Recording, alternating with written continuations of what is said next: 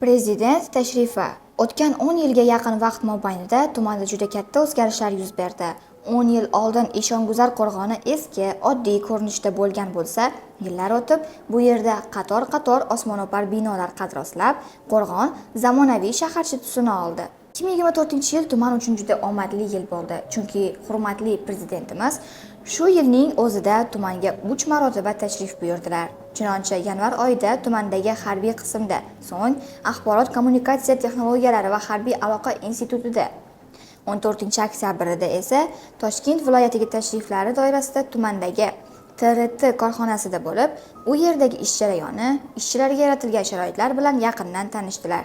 Ishchi xodimlar bilan suhbatlashdilar va o'zlarining qimmatli maslahatlarini berdilar. Hurmatli prezidentimiz maslahatlari bilan Vazirlar Mahkamasining Toshkent viloyati Zangiota tumanini ijtimoiy-iqtisodiy rivojlantirish hamda aholi turmush darajasini yanada yaxshilashga doir qo'shimcha chora-tadbirlari to'g'risidagi qarori qabul qilindi va bu qaror ijrosi doirasida tumanda yaqin yillardagi yana yangi rivoj topdi. Tarixiy voqealardan yana biri 2025-yilning 14-15 oktyabr kunlari Prezident Shavkat Mirziyoyev Toshkent viloyatida amalga oshirilayotgan bunyodkorlik ishlari va sanoat korxonalari faoliyati bilan tanishish, iqtisodiyotning turli tarmoqlarida obyektlarni ishga tushirish va yangilarning qurilishiga start berish uchun viloyatga tashrif buyurgani bo'ldi. Tashrifning birinchi kuni Shavkat Mirziyoyev viloyatdagi bir qator tumanlar, jumladan Zangiota tumanida ham bo'lib, bu yerda faoliyat yuritayotgan Technologies of Real Time O'zbekiston-Singapur qo'shma korxonasi faoliyati bilan tanishdi. Ma'lumki, avtomobilsozlik mamlakatimiz sanoatida yirik tarmoq. So'nggi yillarda avtomobil ishlab chiqarish qariyb 3 barobar ko'payib, 2030-yilgacha 1 milliontagacha yetkazish rejalashtirilgan. Sohada monopoliyani yo'q qilish va raqobatni rivojlantirish maqsadida ikkita yangi xususiy korxona va nufuzli xorijiy brendlar jalb etildi. Umuman bugun 20 dan ziyod zavodda o'nlab turdagi avtomobillar, yuk va yo'lovchi tashish transportlari ishlab chiqarilmoqda.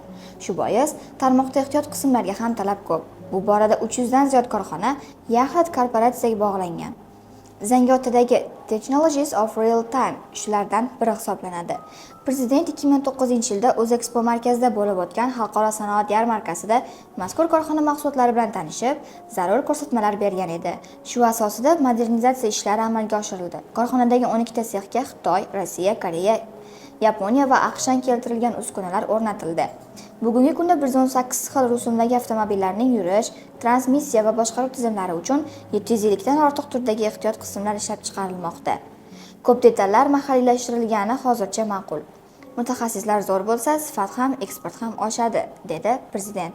Shundan kelib chiqib, mutasaddilarga korxonada ehtiyot qismlar qatorini kengaytirish bo'yicha topshiriq berildi. Mahsulotlar buyurtma asosida O'zbekiston bo'ylab yetkazib beriladi. Xususan, UzAvto Motors'ning Xorazm viloyatidagi zavodida Damas va Labo avtomobillari uchun 773 ming dona ehtiyot qism yetkazib berilgan.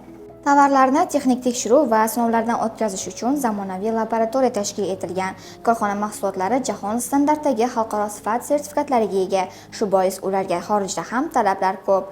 Xususan, o'tgan yili Qozog'iston, Qirg'iziston, Tojikiston, Turkmaniston, Rossiya, Ukraina, Birlashgan Arab Amirliklariga 3 million dollarlik ehtiyot qismlar yetkazib berilgan.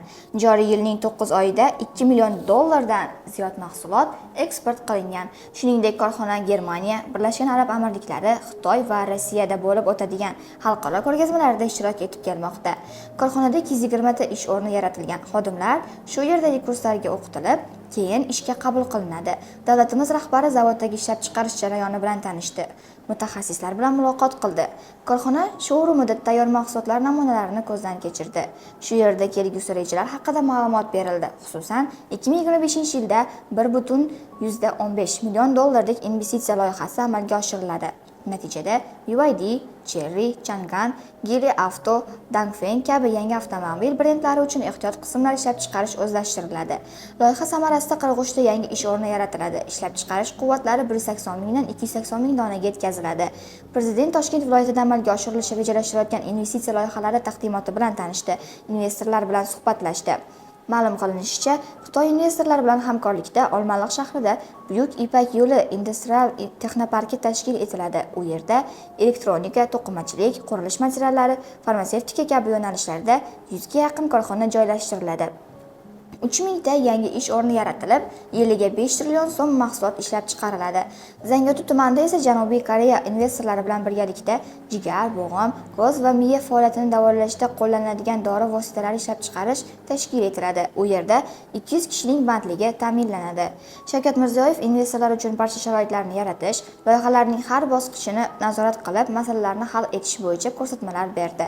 Bir so'z bilan aytganda, prezidentning Toshkent viloyatiga tashrifi mintaqani, jumladan tumanimizni ham barqaror rivojlantirish, aholi turmush sifatini yaxshilash, tadbirkorlik va bandlik uchun yangi imkoniyatlar yaratishga bo'lgan intilishni namoyish etdi.